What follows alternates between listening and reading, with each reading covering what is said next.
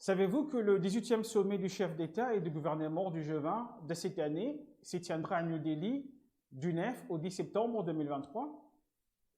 Bonjour chers internautes et bienvenue sur notre chaîne YouTube Langma School of Languages. Alors aujourd'hui, nous allons parler du sommet du G20 qui se déroule en Inde dans la capitale New Delhi du 9 au 10 septembre 2023. De même, nous essayerons de comprendre ensemble qu'est-ce que le G20. Tout d'abord, vous devriez connaître que le G20 a été fondé en 1999 après la crise financière asiatique et tant que forum permettant aux ministres de Finances et aux gouverneurs de banques centrales de discuter de questions économiques et financières mondiales. En outre, le G20 est un forum intergouvernemental composé des 19 pays. Économie le plus développée est l'Union européenne, dont le chef d'État, le chef de gouvernement, le ministre de Finances et chef de banque centrale. Ces sommets se tiennent chaque année sous la direction d'une présidence tournante. La présidence du G20 est chargée de rassembler le programme en consultation avec les autres membres et en réponse à l'évolution de l'économie mondiale. Cependant, au départ, le G20 s'est concentré seulement sur de grandes questions macroéconomiques. Mais il a depuis élargi son ordre du jour pour inclure notamment le commerce, les développements durables, la santé, l'agriculture, l'énergie, l'environnement, le changement climatique et la lutte contre la corruption. Dans l'ensemble, découvrons qui sont les membres du G20. Le G20 comprend 19 pays, l'Afrique du Sud, l'Allemagne, l'Arabie Saoudite, l'Argentine, l'Australie, Brésil, Canada, Chine, États-Unis, France, Inde, Indonésie, Italie, Japon, Mexique, République du Corée, Royaume-Uni, Russie et y compris l'Union européenne. Le membre du G20 représente environ 85% du PIB mondial, plus de 85% du commerce mondial et environ le 2/3 de la population mondiale. Autrement dit, le sommet du G20 se compose de deux volets parallèles, le volet financier et le volet Sherpa. Le volet financier est dirigé par le ministre de Finances et le gouverneur de banque centrale, tandis que le volet Sherpa est dirigé par les Sherpas de pays membres. Pour mieux comprendre qu'est-ce que le Sherpa, les Sherpas sont les conseillers du chef de l'État chargés de la préparation de leurs rencontres internationales au plus haut niveau. En outre, ces émissaires personnels de dirigeants. En effet, il existe des groupes de travail thématiques auxquels participent des représentants de ministres concernés, les membres de pays invités, des diverses organisations internationales, ainsi que de groupes d'engagement qui rassemblent des sociétés civiles, des parlementaires, de groupes de réflexion, de femmes, de jeunes des syndicats, des entreprises et chercheurs du pays du G20. Cependant, ces groupes de travail se réunissent régulièrement tout au long de la durée de chaque présidence. Alors, le Sherpa supervise les négociations au cours de l'année, discutant de points à l'ordre du jour du sommet et coordonne les travaux du fond du G20. Le groupe n'a pas de secrétaire permanent. La présidence est soutenue par la Troïka.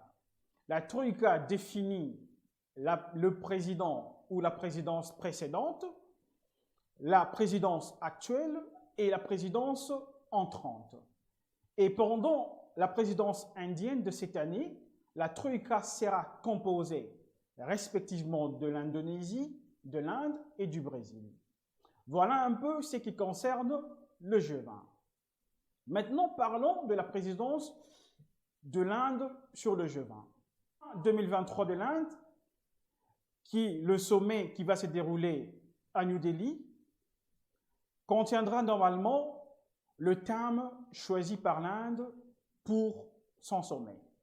Le thème de la présidence indienne du G20 est Vasudhaiva Kutumbakam, ou une Earth, une famille, une future. Ces mots tirés de l'ancien texte sanskrit du Maha Upashida. Ces termes affirment la valeur de toute une vie humaine, animale, végétale et micro-organisme, ainsi que leur interconnexion sur la planète Terre et l'univers de sens large. Le terme met en lumière une vie life for environment avec ce choix associé écologiquement durable et responsable au niveau du monde de la vie. L'individu et le développement national conduisent à des actions transformatrices à l'échelle mondiale, aboutissant à un avenir plus propre, plus vert et plus bleu. Le logo, le terme transmet ensemble un message puissant de la présidence indienne du G20 qui est de lutter pour une croissance juste et équitable pour tout le monde. Alors que traversons ces temps turbulents d'une manière durable, holistique, responsable, inclusive. Il permet une approche indienne unique de leur présidence du G20 qui consiste à vivre une harmonie avec l'écosystème environnemental.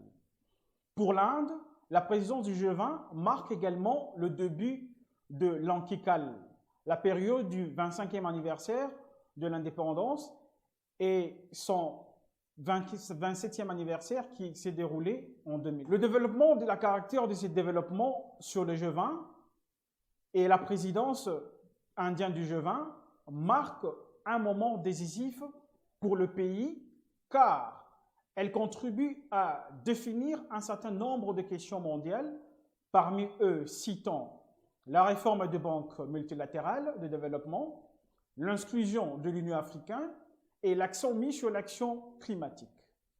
En tant que figure centrale du G20 cette année, le Premier ministre Narendra Modi a réussi à faire en sorte que l'Inde joue un rôle central dans la prise en compte de préoccupations de pays du Sud. Et ce sommet sera le point culminant de tout le processus et réunion du G20 tenue tout au long de l'année entre le ministre, le haut fonctionnaire des sociétés civiles et à la fin, une déclaration de dirigeants du G20 sera déposée à l'issue du sommet de New Delhi, dans laquelle elle permettra l'engagement de dirigeants à élargir des prospérités, discuter et convenu de réunions ministérielles de groupes de travail respectifs. Voilà un peu ce que nous avions voulu partager avec vous concernant ce grand sommet du G20, présidé par l'Inde cette année. Merci de nous avoir suivis et à la prochaine.